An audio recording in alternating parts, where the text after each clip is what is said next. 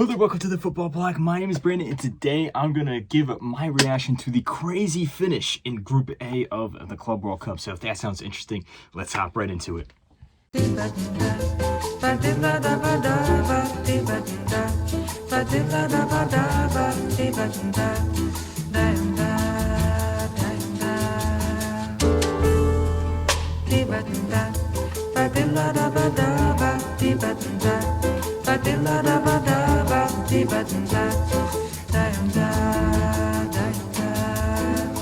Eu quis amar, mas tive medo e quis salvar. So Group A has finally concluded, and it has come to a crazy finish we have here. The way that the group has turned out is Palmeiras going through on top, and then Inter Miami in second, Porto in third, and Al Ahly in fourth. But, I think if you just look at, the order of the teams, it might tell a different story. But if you actually watch all the games and then also look further into the statistics of all the points and stuff, it really shows how close this group really was. Heading into the last day, every team had a chance to go through. Now, of course, some teams were in better positions than others, but still, every team had a realistic chance as well, not just a statistical chance, a very realistic chance of going through. And this is the second team that we have seen, the second European team, be eliminated from the tournament in Porto right here, which is also very interesting as well. Now, in terms of the games in particular, we'll start with Palmeiras versus Inter Miami. This game was phenomenal. This was a really good game, back and forth.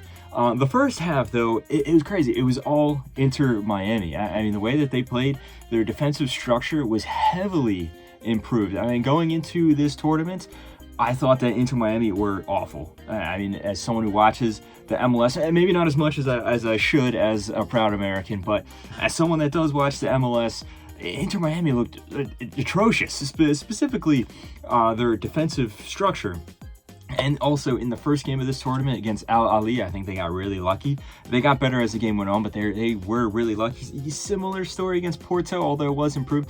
This game, though, it was like watching a completely different team. I mean, the way that they were able to play on the counter, the way that their defense supported the midfield, the way that the midfield was able to hold on to the ball was very impressive. The first goal came off of a long ball and then a wonderful touch and control from Suarez off his chest to Allende, who scored. He was one-on-one with Weverton, tucked the ball underneath him there. Very good goal. And then Palmeiras didn't really have a lot of serious chances in the first half. One or two that were serious, but then it was Inter Miami that actually scored a second in the second half. This time, Suarez, he's rolling back the years with a wonderful dribble, was able to wiggle past the defenders and then send the ball into the top corner there. A vintage Suarez, and you can really see, as I said before in other videos on this channel, Suarez and Busquets and Messi, and then eventually we saw Jordi Alba, who came back from his injury. These guys, they still have the class. Yes, they don't have the needs anymore. They're not very fast. Their stamina, they can't go full 90 minutes. But when it comes to that just world-class talent that you have, that doesn't go away. And you saw that from Suarez here. I mean, it looked like he was kind of walking through the players. He has no pace left. But the skill that he was able to evade the defenders was phenomenal. And then the touch, the finish for that goal there was beautiful. And yes, he did have to get subbed off a few minutes later. And then you also saw the quality of Inter Miami start to decline a little bit once he got subbed off.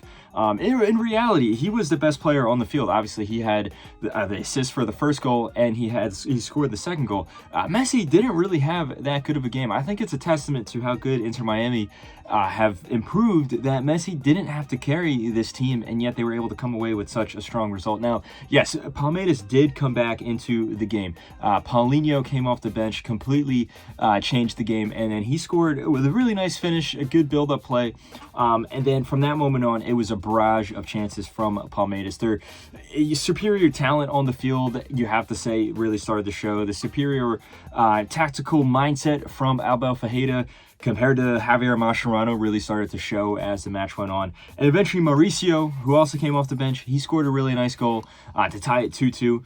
And this was a game that it didn't matter that much in the sense that at this point, neither team was going to be eliminated. It was a matter of who finishes top of the group and who finishes second. And with this result, Palmeiras does finish top of the group, which I think is ultimately deserved. If you look at, just how they played compared to Inter Miami, I think overall they're a much more solid team, especially defensively, as I've said before when you talk about this Inter Miami team. So I think that is deserved that they go through top. But Inter Miami, very deserved of their spot in the knockout rounds. As for the other match, Al Ahly versus Porto, if you thought the Inter Miami versus Palmeiras game was exciting, which it was, this game here took it to a whole nother level. The score finishes 4-4. I think at this point it is obvious that this has been the best game of this tournament. No debate there. And there has been some pretty good games up until this point. This is going to be really hard to top, though, for any of the games coming in the future. The way it started off, it was all Al Ahly. Like, they had the passion, they had the momentum going in their favor. The home crowd really got behind them. It's beautiful to see. That is something about this Club World Cup that is really cool to see, especially Latin American teams, African teams, Asian teams, even teams here in North America. The home crowds, I keep saying these home crowds because it feels like a home crowd that the fans are bringing to the United States has been phenomenal to see. But the way that the first half started for Al Ahly is Wissam Abu Ali, their striker there, who he actually didn't have that great of a game against Inter Miami, I thought, in the first game. He spurred a lot of chances. He redeemed himself here. He scored. He opened the score here for Al Ahly. Now, Porto was able to equalize. It was actually a really nice individual effort for Porto's equalizer. But then Abu Ali scored to put Al Ahly back in the lead after Al Ahly got a penalty right at the end of the first half. Into the second half, it just went into utter chaos. Within the span of just 3 minutes, the score went from being 2-1, 2-2, 3-2, 3-3. It was a phenomenal, just short period of the game to watch there. First off, you saw Porto tie up the score. Really nice finish from Willian. He cut it to his right, curled it into the top corner there. But then Al Ahly then scored a third. This time it was a hat trick from Abu Ali. Very good header. The height that he got to get a touch onto that ball was really impressive. And then only a few minutes later, Samu, the prolific striker for Porto, then doubled that with an even better header, in my opinion, off of a corner to tie it 3-3. And from that point, I feel like it was anyone's game for the taking. You could argue Al Ahly was a better team, but still Porto had a ton of chances. It was Al Ahly that did score eventually. It was an even better finish than Willian's goal for Porto. It was a very similar type of goal, cutting in on the right and then sending in a curler from outside of the box. This one was even better, in my opinion. Arguably the best goal of the game to put Al Ahly in the lead. At this point, though, it was 4-3. But because of the results in the other game, this game ultimately didn't matter which way it was going. And also, I think the heat really started to affect both teams, but more so Porto. All defensive structure for both of these teams just went completely out of the window. I mean, you saw guys not really tracking back. You saw guys just kind of healing over because they're so tired. There were so many chances for Al Ahly. They really should have made it 5-3, maybe even 6-3 with the amount that they had. Unfortunately, they did not capitalize on those chances. Like I said, they are playing just for pride at this point. It didn't statistically matter. Pepe for Porto, though, not the legendary Pepe, the center back, the midfielder here, Pepe. He got subbed on, and with a very nice finish, he tied it up 4-4. Yet another amazing goal in this game. That's another thing about this draw right here. It's not just the fact that it was 4-4 and it was very exciting. It's the quality of goals as well. And this goal from Pepe is definitely up there. The way he was able to just side foot it from pretty far out into the bottom left corner.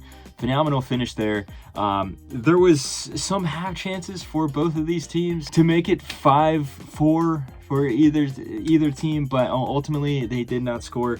The match finishes 4-4. Both of these teams go out. I think that all four of these teams had a good showing at this tournament. They brought some excitement. You did see some individual talent. Porto, you have to say, overall, you can understand if they feel disappointed.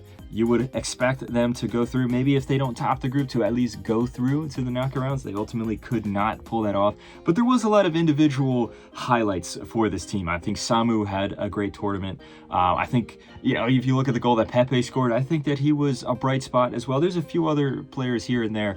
Al Ahly, you have to say, I think it was their opening draw against Inter Miami, which kind of messed up their whole tournament. They were in the driver's seat for about maybe 60, 70 minutes of that game. If Trezeguet didn't miss that penalty, who knows what could happen from there. It was the complete inverse of Inter Miami. In my opinion, if Ustari doesn't save that penalty from Trezeguet, then they don't go into the rest of the match with that confidence. They don't go into the next game against Porto with that confidence. They don't go into the last game here against Palmeiras with that confidence. I think, again, it's momentum is key in tournaments like this.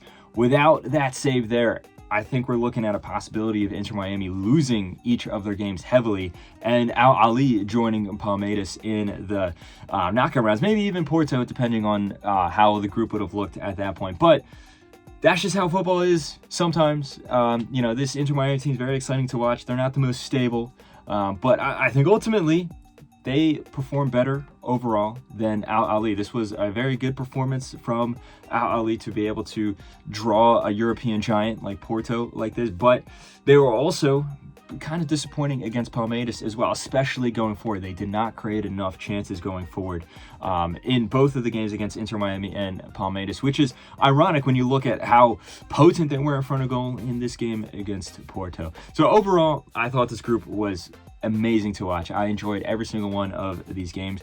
Overall, I do think that the two teams that go through are the most deserving of the four, though. Let me know what you thought of this group. If you're a fan of any of these teams here, what did you think of their performances? Each team had some highlights and also some low moments as well. So type all your thoughts in the comment section below. Don't forget to like and subscribe. Share this video with a friend. Follow the Football Bloc on social media. But anyway, guys, my name is Brandon. This has been the Football Bloc, and I hope you have a nice rest of your night. Ba-da-ba-da-ba,